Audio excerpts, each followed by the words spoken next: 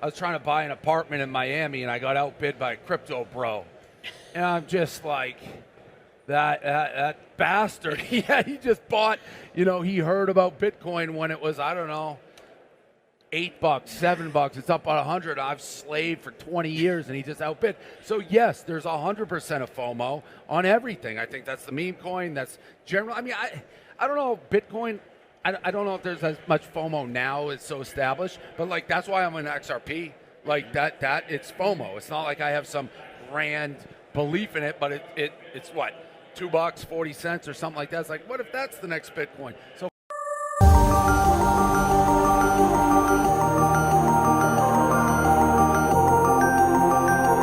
We didn't get the result we were looking for. We hoped that Judge Torres would simply rubber stamp the settlement agreement between the SEC and Ripple, reducing Ripple's penalties from $125 million down to $50, and probably more importantly, getting rid of that injunction. Now, I'll remind you this, though.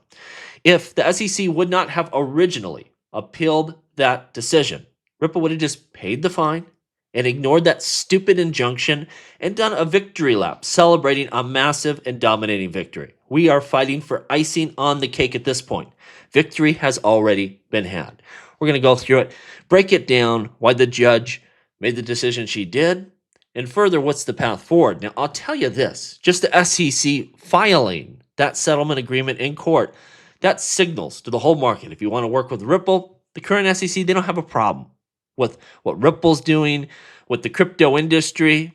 That's a signal to everyone. It's full steam ahead here, whether the judge wants to vacate that injunction or not. And we'll break it down a little further. Yesterday, I was just excited to get back and making videos. A lot of people were saying, what happened to you? Where'd you go? I just went on a 4-day cruise to Vancouver. Had pretty bad internet. I couldn't really record videos and upload them. So that's where I've been, but I'm back excited to make videos again. Let's take a look at this here. So we see Judge Torres just rejected the SEC and Ripple's joint request to finalize their $50 million settlement. Both sides agreed, but the judge said no.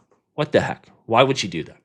They were looking again to cut Ripple's fine from $125 million to $50, and more importantly, kill the injunction banning Ripple from future violations. Now, everyone is pretty much, banned from making future violations, right? It's kind of a stupid injunction, but if you can get rid of it, you want to, right?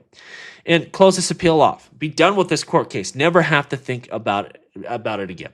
Now, her thing was, you know what? You filed on 62.1, and that is the wrong procedure. We need to file under Rule 60 if you want me to vacate this final judgment. What's interesting, if it's just about the money, they could probably separate those two requests, and they could probably get the penalties lowered. But she's not willing simply to get rid of that injunction unless they have exceptional circumstances. And probably what will happen is later this year, we will get new regulations that show what Ripple was doing was perfectly legal, and that will meet that requirement, and we could get rid of that injunction at that time. I think this is really just their path forward to handle this today, to handle this now. And that's really what they were looking for. I saw a lot of people upset. How could the SEC be so incompetent to file under the wrong, procedure here? Attorney Fred Rispoli says the following: the lawyers didn't do their motion wrong. They just opted for the easy way and hoped Judge Torres would go along with it, as I had hoped as well, and assumed she would. But she's going to make them do the work now. And I don't think it's as simple as do the work. I'm not sure they could get rid of that injunction without, again, that exceptional circumstance. And I think that's going to require new regulations by Congress. She might have brought that up too in her letter or in her ruling. But, this was, how do you handle this today? How do you try to get rid of this immediately? Both things. And they just took their best shot. I don't think there's another way to handle both items immediately. And so they did what they could here, and it didn't go through. It's not that they didn't know the law, they didn't know the procedures. They're just taking a shot here. Everyone hoped that she would just rubber stamp it. She didn't. She's going to require them to show some exceptional circumstances here. Stuart Alderati says, nothing in today's order changes Ripple's wins, i.e. XRP is not a security. This is about procedural concerns. And yes, they have to file under a different procedure, one which they probably won't at today's juncture meet those requirements. Probably will in the future. Again, new regulations. Not the end of the world. They're barred from breaking securities law. Everyone is. I am, you are, every company. It just could be more problematic.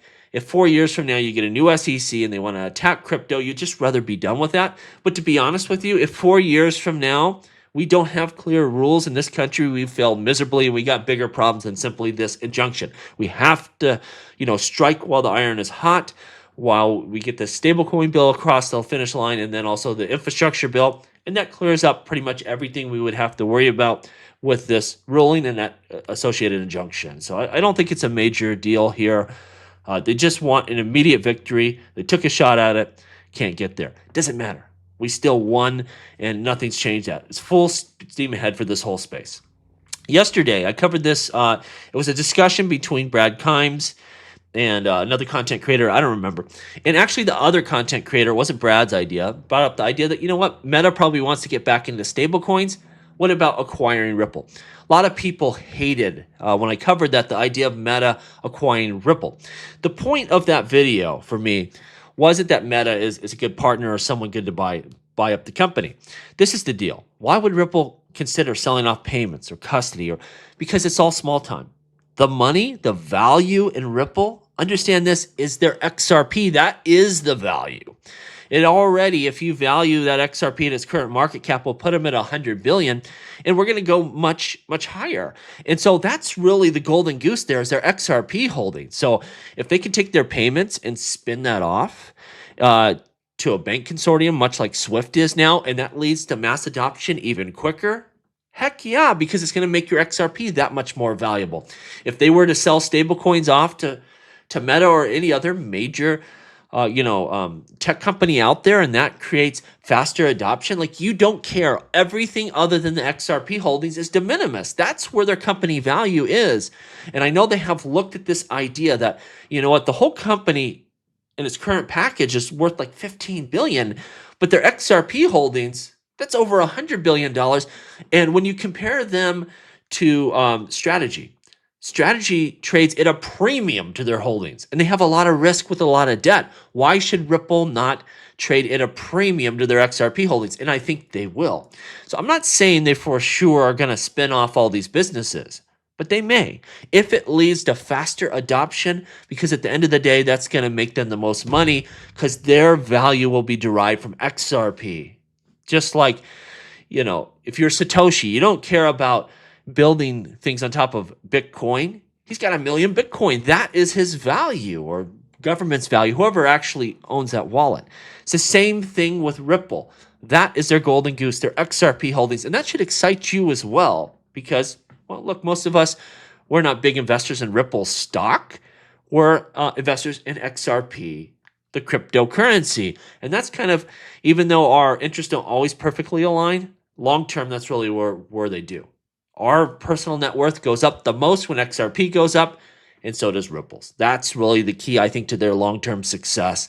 Let me know what you think down below. As always, please like, please subscribe. The revolution will be televised right here on Jungle Link.